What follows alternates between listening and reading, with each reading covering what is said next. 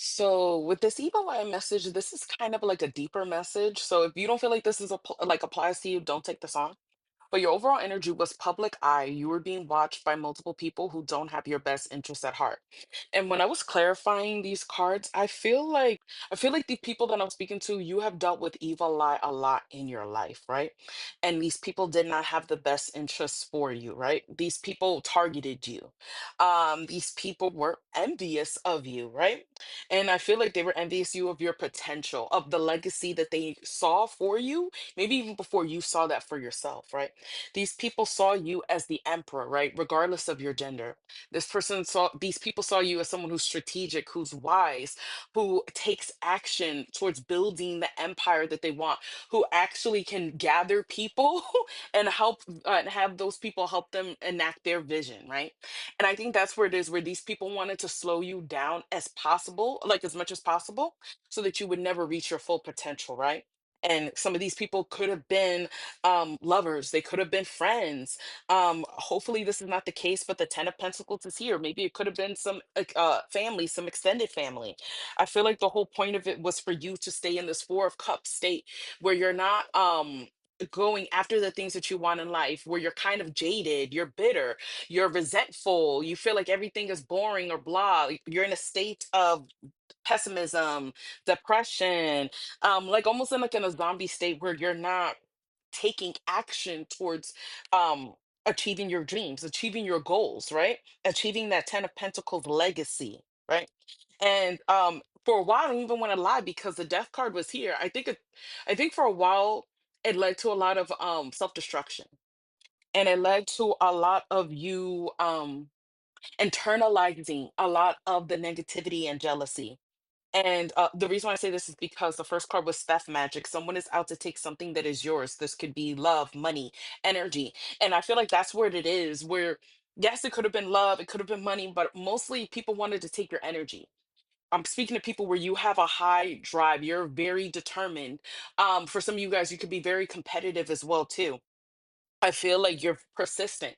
And that's what it is. People wanted to weigh you down. People wanted to slow you down. People wanted to keep you stuck emotionally. And I feel like you have been and even with the Knight of Swords like in reverse, I feel like I said, there might have been moments in your life where you might have been a little bit more reckless, where maybe you were in like these constant negative mental loops, right? Maybe there could have been some mental health issues that had arise because of maybe some of the torment, the way people were tormenting you. So I want to take time to acknowledge that. And I know that that's not easy and it takes a lot of work to not destroy yourself. And that's what I'm really proud of you guys, because you didn't destroy yourself. You have been on this like phoenix rising from the ashes moment, right?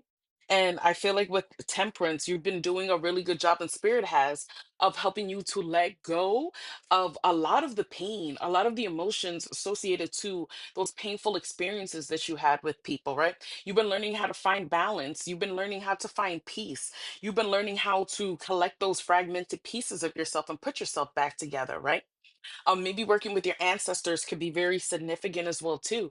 But I feel like you've been on this mission to heal yourself, to transmute and alchemize that pain, that hurt, that anger, or whatever you felt like was taken, right? Because I also feel like can't nobody take your destiny away for you, right? I feel like you just get upgraded in life. No one can really take what's for you.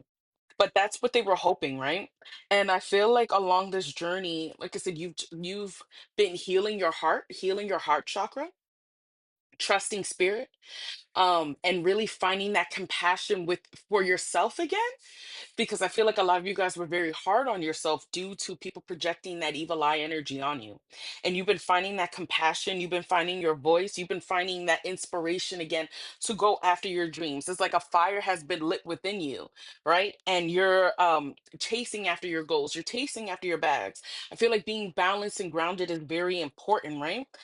And I feel like you're rediscovering your self-worth. And it says love is the legacy. And you're realizing the self-love, that core foundation is what's going to, it's one is the most important foundation, but that's going to be the base of you achieving everything that you wanted to in this lifetime. You had to learn how to love yourself and to ignore the haters and to let go of what the haters have done to you. You had to find that inner strength to keep going on, to keep moving forward. I feel like nothing in this world has broken you, especially if you're here. You're very resilient.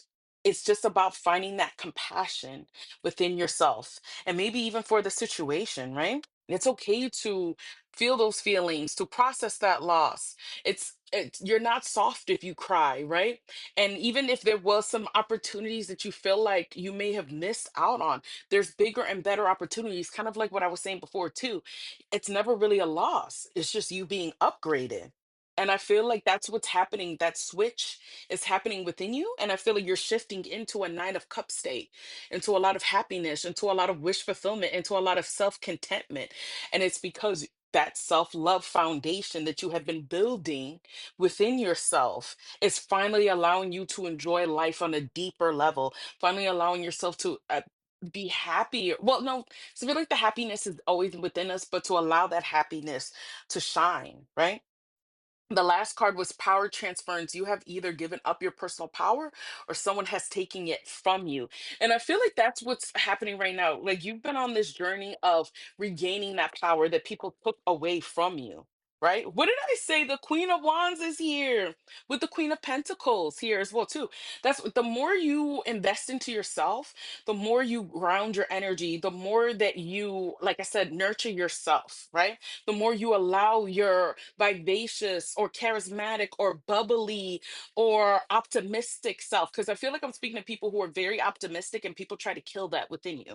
The more you allow maybe the parts of you that you were afraid to let be seen because how people, targeted you for that.